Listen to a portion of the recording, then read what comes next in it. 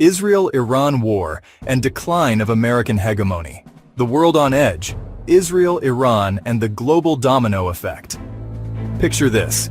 Israel's Iron Dome, the high-tech shield that's been knocking missiles out of the sky for years, is running on fumes. Experts say it's got maybe a week or two of ammo left. That's like a fortress with its gates creaking open, leaving it exposed to Iran's growing arsenal. And Iran? They're not messing around.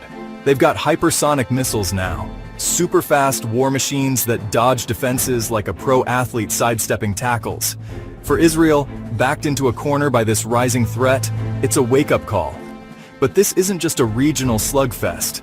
It's a global drama where every move sends shockwaves across the planet.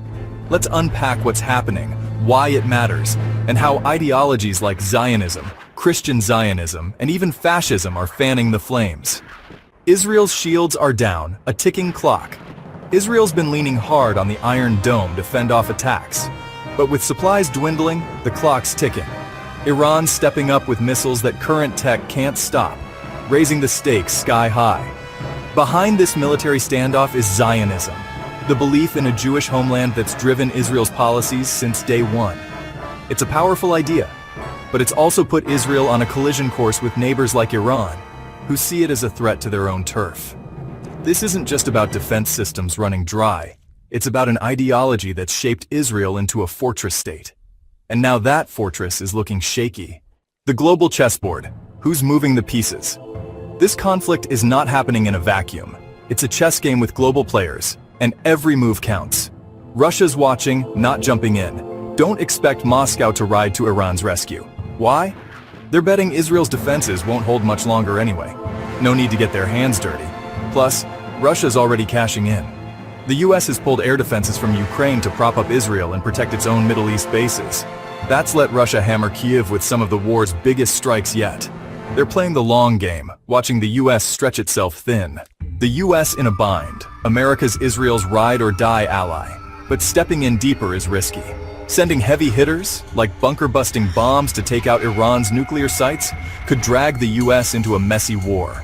Iran's got militias in Iraq and beyond ready to hit back, putting 40,000 American troops in the crosshairs. Christian Zionism fuels this loyalty, a belief among some US Christians that Israel's existence fulfills biblical prophecy.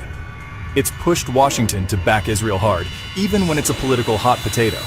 But here's the kicker. Congress hasn't greenlit any escalation, and with voices at home warning against it, the US might think twice before swinging. China's energy worries. Beijing's not grabbing popcorn for this show, they're sweating bullets. Iran is a key oil supplier, and any damage to its export pipes could choke China's economy. Worse, if Iran closes the Straits of Hormuz, a choke point for global oil, it's lights out for energy markets. China's already shipped military gear to Iran, likely to bolster its air defenses. They're not about to let their lifeline get cut without a fight. The wild card, Pakistan's nuclear shadow. Just when you thought it couldn't get crazier, enter Pakistan. They've been loud at the UN, slamming Israel and hinting they'd back Iran if push comes to shove. This isn't idle chatter. Pakistan's got nukes. If they step in, we're not talking skirmishes anymore. We're talking a potential nuclear standoff. Even Trump's met with their envoys, probably trying to talk them off the ledge. Pakistan's like the unpredictable friend who shows up to a party with fireworks. You don't know if it's a celebration or a disaster waiting to happen. New alliances. North Korea and Russia team up. Meanwhile, another plot twist is brewing. North Korea sent thousands of troops to Russian-held parts of Ukraine, officially for demining and reconstruction. Cute story, but it's more than that. It's a flex, a deepening bond between two outcasts thumbing their noses at the West.